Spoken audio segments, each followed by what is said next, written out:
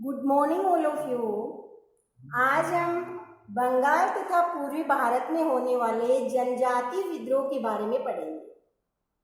तो भारत में होने वाले जनजातीय आंदोलन में पहला है सन्यासी विद्रोह, दूसरा है कोल विद्रोह, तीसरा है संथाल विद्रोह, चौथा है भील विद्रोह और पांचवा है रामोशी विद्रोह। ये 5 मुख्य जनजातीय विद्रोह हुए हैं। सबसे पहला सन्यासी विद्रोह 1770 में होता है। कि सन्यासी विद्रोह किस तरह से करते हैं। 1769 में बंगाल में भयंकर अकाल पड़ता है और कंपनी के अधिकारियों द्वारा कठोरता पूर्वक कर वसूल किया जाता है और सरकार के द्वारा धार्मिक यात्राओं पर प्रतिबंध लगाया जाता है कि सन्यासी लोग हैं वो कृषि कार्य के साथ साथ धार्मिक यात्राएं भी करते थे, जिससे सन्यासियों ने विद्रोह शुरू कर दिया। लंबे समय के बाद वारेन हेस्टिंग ने विद्रोह को दबाया और इसकी जानकारी हमें मिलती है बंकिम चंद्र चटर्जी के उपन्यास आनंद मठ से। तो सन्यासी विद्रोह 1770 में होता है। अब इसके कारण सबसे पहले हम देखते हैं। पहला कारण है बंगाल में भयंकर अकाल पड़ना। बंगाल में भयंकर अकाल पड़ना। दूसरा कारण था कठोरता पूर्वक कर वसूल करना। तीसरा कारण था धार्मिक यात्राओं पर प्रतिबंध। धार्मिक यात्राओं पर प्रतिबंध लगाना। इन 3 कारणों से सन्यासियों ने विद्रोह शुरू किया। लंबे समय बाद वारेन हेस्टिंग ने विद्रोह को दबाया। विद्रोह किसके द्वारा दबाया जाता है? वारेन हेस्टिंग द्वारा। इसकी जानकारी हमें मिलती है बंकिम चंद्र चटर्जी के उपन्यास आनंद मठ से। बंकिम चंद्र चटर्जी के उपन्यास आनंद मठ से विद्रोह दबाने के बारे में हमें जानकारी प्राप्त होती है। ये था सन्यासी विद्रोह।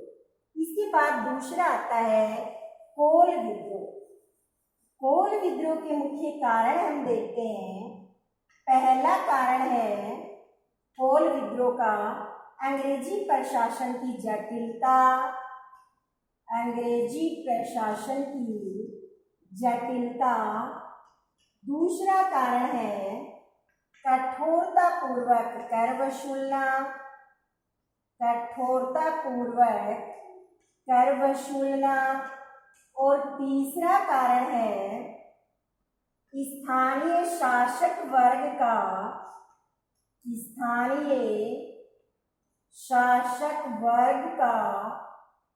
उपेक्षापूर्ण व्यवहार।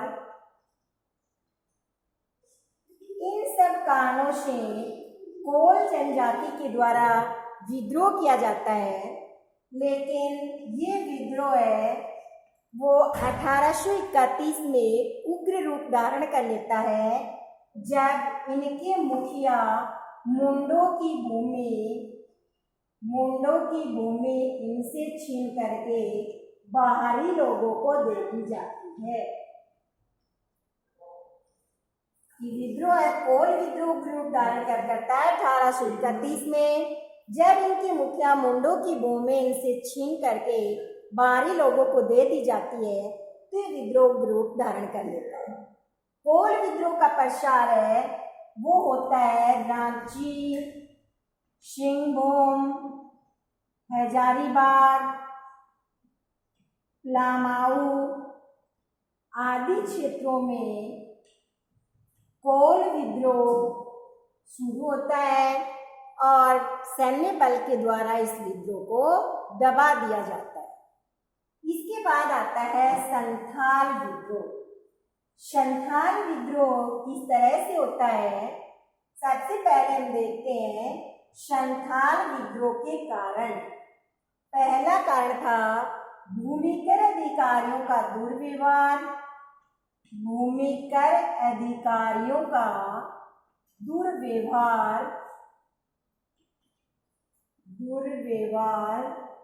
दूसरा था पुलिस का दमन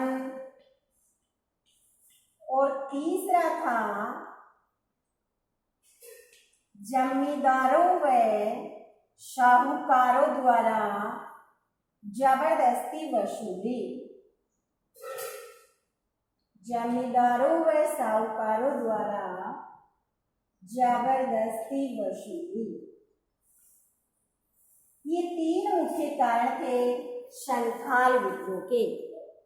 इन कारणों से संथाल वो विद्रोह शुरू करते हैं और इसका नेतृत्व किसके द्वारा किया जाता है?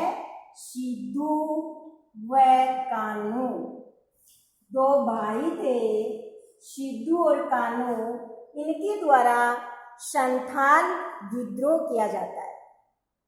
सिद्धू और कान्हू अपने आप को स्वतंत्र घोषित कर देते हैं और इनके नेतृत्व में को संथाल जनजाति के द्वारा विद्रोह किया जाता है और लास्ट में सरकार को इनके आगे झुकना पड़ता है और संथाल को एक स्वतंत्र परगना घोषित किया जाता है।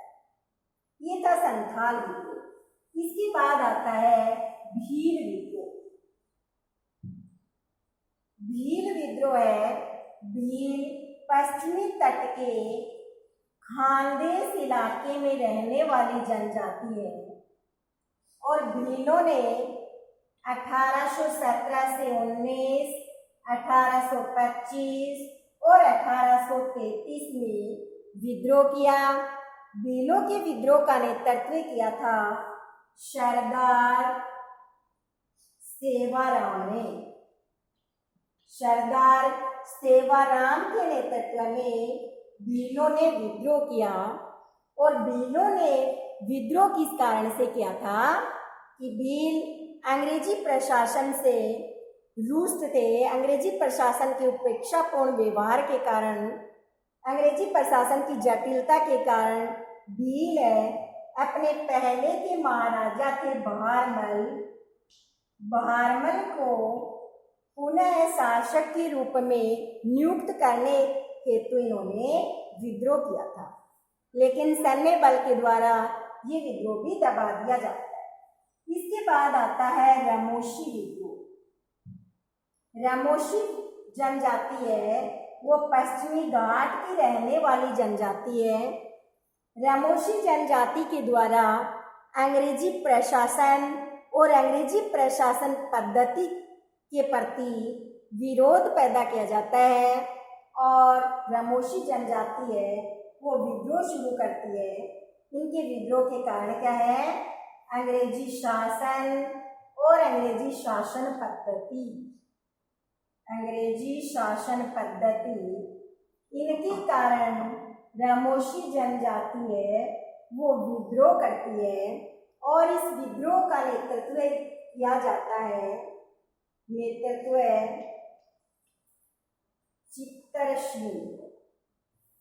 चित्रसिंह द्वारा रमोशी जनजाति है वो विद्रोह करती है। तो ये हुए भारत में होने वाले जनजाति विद्रोह।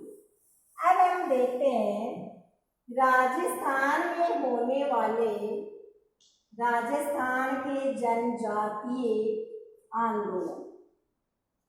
राजस्थान में होने वाले जनजातीय आंदोलन। राजस्थान में दो मुख्य जनजातीय आंदोलन हुए थे। पहला भगत आंदोलन और दूसरा था एकी आंदोलन। पहले हम भगत आंदोलन के बारे में देखते हैं। भगत आंदोलन शुरू किया था गोविंद गुरु ने। गोविंद गुरु भीलों का सामाजिक और धार्मिक उत्थान चाहते थे। भीलों में सामाजिक धार्मिक जागृति उत्पन्न करने के लिए, सामाजिक धार्मिक सुधार करने हेतु गोविंद गुरु ने दो मुख्य कार्य। पहला संत सभा की स्थापना और दूसरा भगत पंथ की स्थापना। संत सभा की स्थापना और भगत पंथ की स्थापना, ये दो मुख्य कार्य थे गोविंद गुरु के। संत सभा की स्थापना के पीछे गोविंद गुरु का उद्देश्य क्या था? भीलों में सामाजिक व नैतिक जागृति पैदा करना संत सभा का मुख्य उद्देश्य था। भगत पंथ की स्थापना के पीछे गोविंद गुरु का उद्देश्य था भीलों को हिंदू धर्म के दायरे में रखना। इसलिए गोविंद गुरु ने संत सभा और भगत पंथ की स्थापना की। गोविंद गुरु ने संत सभा के द्वारा ईडर, बांसवाड़ा, गुजरात आदि क्षेत्रों के भीलों में सामाजिक जागृति पैदा की। जब अंग्रेजी शासन को इसका पता चला तो अंग्रेजों ने क्या किया?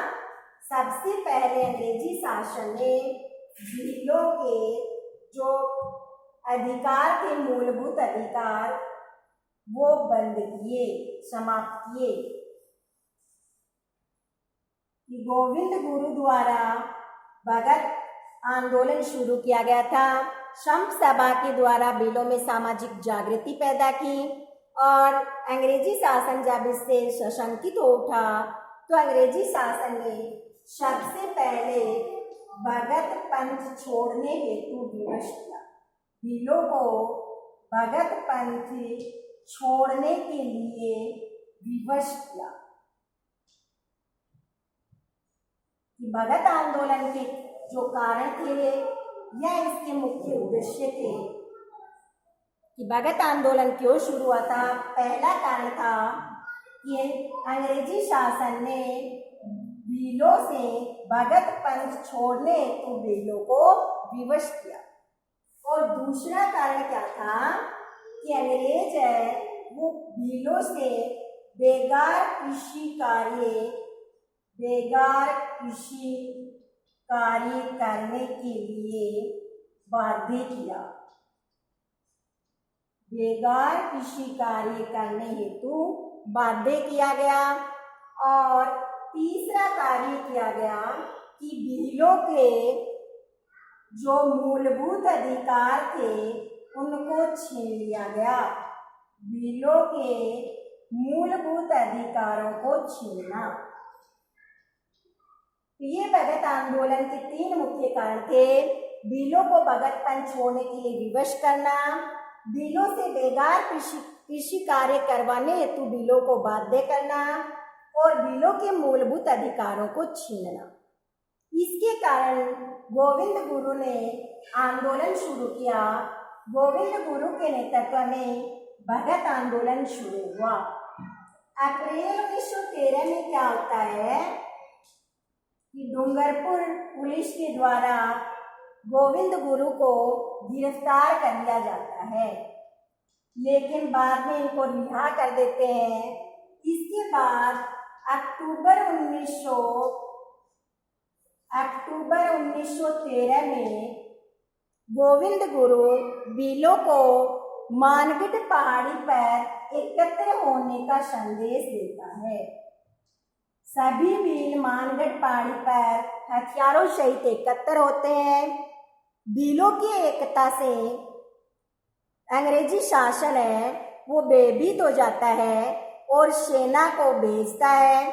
सेना द्वारा गोलाबारी की जाती है जिसमें 1500 व्यक्ति घायल हो जाते हैं और पुलिस के द्वारा भीड़ को तितर बितर किया जाता है। इसे मानगढ़ हत्याकांड भी कहा जाता है या इसे दूसरा जलियांवाला बाग हत्याकांड की संज्ञा भी दी जाती है। दूसरा जलियांवाला बाग हत्याकांड किसको कहते हैं? मानगढ़ हत्याकांड को। ये था भगत आंदोलन। दूसरा है एकी आंदोलन। एकी आंदोलन है उसका नेतृत्व किया था मोतीलाल तेजावत ने।